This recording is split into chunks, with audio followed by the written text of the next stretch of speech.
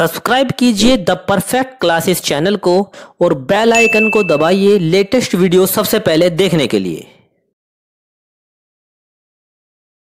Hello student, the perfect classes में आप सभी का स्वागत है। Directorate of education JNCT of Delhi की वर्कशीट नंबर 28 डिस्कस कर रहे हैं बच्चों। 25 जनवरी 2021 की वर्कशीट है, क्लास 7 की। सब्जेक्ट है सोशल साइंस।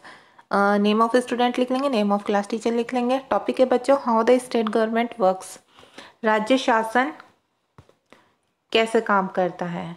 ठीक है बच्चों, राज्य शासन कैसे काम करता है ये हम पढ़ते हैं। तो स्टार्ट करते हैं हम अपनी worksheet. Our country India is a union of the states. हमारा देश जो है भारत वो राज्यों का एक संघ है। It has 28 states and union territories. और इसमें क्या है कि 28 राज्य हैं और 8 केंद्र शासित प्रदेश हैं। These states and union territories are again divided into districts and other areas to run the government smoothly. शासन को सुचारू रूप से चलाने के लिए ये राज्य और केंद्र शासित प्रदेश पुनः जिलों और अन्य क्षेत्रों में बांटे गए हैं। Every state in India has a legislative assembly. भारत के हर राज्य में एक विधानसभा है। Members of the legislative assembly are called MLAs। और विधानसभा के सदस्य को क्या कहा जाता है? विधायक कहा जाता है। Each state is divided into different areas और कॉन्स्टिट्यूएंसीज। हर राज्य कई निर्वाचन क्षेत्रों में बटा होता है। ठीक है, इसे निर्वाचन क्षेत्र बोलते हैं कॉन्स्टिट्यूएंसीज को। From each constituency the people elect one representative through universal adult franchisee who then becomes a members of the legislative assembly MLA। और हर निर्वाचन क्षेत्र में जनता एक प्रतिनिधि चुनती है। किसके द्वारा? सार्वभौमिक वयस्क मताधिकार के द्वारा, जिसमें 18 वर्ष से अधिक के सभी व्यक्तियों को, चाहे वो गरीब हो, अमीर हो, किसी भी लिंग का हो, किसी भी धर्म जाति का हो, उसे वोट देने का अधिकार होता है। ठीक है, और वो विधानसभा का सदस्य क्या बन जाता है? यानी विधायक बन जाता है, MLA बन जाता है, जो जिसे जनता चुनती है अपना प्रतिनिधि। In this way we can say that MLA represent the public. और इस प्रकार हम कह सकते हैं कि विधायक जनता का प्रतिनिधित्व करते हैं। अब आगे देखते हैं हम। You would have notice that people stand for election in the name of different parties. आपने ध्यान देखा होगा कि चुनाव में लोग अलग अलग पार्टियों के नाम से खड़े होते हैं। These MLAs therefore belong to different political parties. इसलिए ये विधायक अलग अलग राजनीतिक दलों के होते हैं। ठीक है, the political party whose MLAs win in more than half of the constituencies is considered to be in the majority in the state. जिस राजनीतिक दल के विधायक आधे से अधिक निर्वाचन क्षेत्रों में जीत जाते हैं, राज्य में उस दल को बहुमत में माना जाता है, मतलब मेजॉरिटी में माना जाता है। The political party with a majority is called the ruling party and the others are called the opposition. तो जो राजनीतिक पार्टी होती है या कोई भी जो राजनीतिक दल होता है जो बहुमत प्राप्त करता है, उसे सत्ता पक्ष कहा जाता है, और अन्य सभी को क्या कहा जाता है? ऑपोजिशन कहा जाता है, विपक्ष।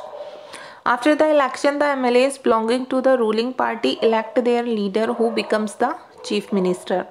चुनाव के बाद सत्ताधारी दल के विधायक अपने नेता का चुनाव करते हैं जो मुख्यमंत्री बनता है। The chief minister then selects other people as ministers। और इसके बाद मुख्यमंत्री मंत्रियों का चुनाव करता है। After the election it is the governor of the state who appoints the chief minister and other ministers। और चुनाव के बाद राज्य का राज्यपाल मुख्यमंत्री एवं अन्य मंत्रियों की नियुक्ति करता है। The chief minister and other ministers have the responsibility of the running various government departments of ministers। और मुख्यमंत्री तथा अन्य मंत्रियों का ये दायित्व होता है कि वो जिम्मेदारी होती है उनकी कि वह शासन के विभिन्न विभागों या मंत्रालयों को चलाएं।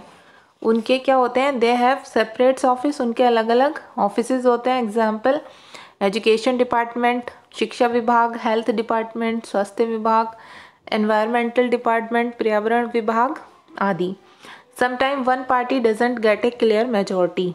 कभी कभी किसी एक पार्टी को पूरी तरह से या स्पष्ट बहुमत नहीं मिल पाता है, then many parties come together to form government, तब कई सारी पार्टियां मिलकर क्या करती हैं, सरकार बनाती हैं। When two or more parties together form a government such a government is called a coalition, जब दो या दो से अधिक पार्टियां मिलकर आपस में सरकार बनाती हैं तो ऐसी सरकार को गठबंधन सरकार कहते हैं। अब नीचे क्या दिया हुआ है, गवर्नर के बारे में दिया हुआ, पढ़ लेते हैं। The head of the state is the governor, राज्य का प्रमुख होता है राज्यपाल, मतलब गवर्नर राज्य का प्रमुख होता है, स्टेट का प्रमुख। She is appointed by the central government to ensure that the state government works within the rules and regulation of the constitution, जो गवर्नर होता है उसकी नियुक्ति केंद्र सरकार द्वारा ये सुनिश्चित करने के लिए की जाती है कि राज्य सरकार संविधान के नियमों अधिनियमों के अनुसार अपना कामकाज चलाएं। ठीक है, अब यहाँ पर देख लेते हैं क्या दिया हुआ है। एक्टिविटी 1 दी हुई है बच्चों आपकी। The result of a state assembly election is given below, answer based on the result. एक राज्य के विधानसभा चुनाव का परिणाम नीचे दिया गया है, परिणाम के आधार पर उत्तर दीजिए।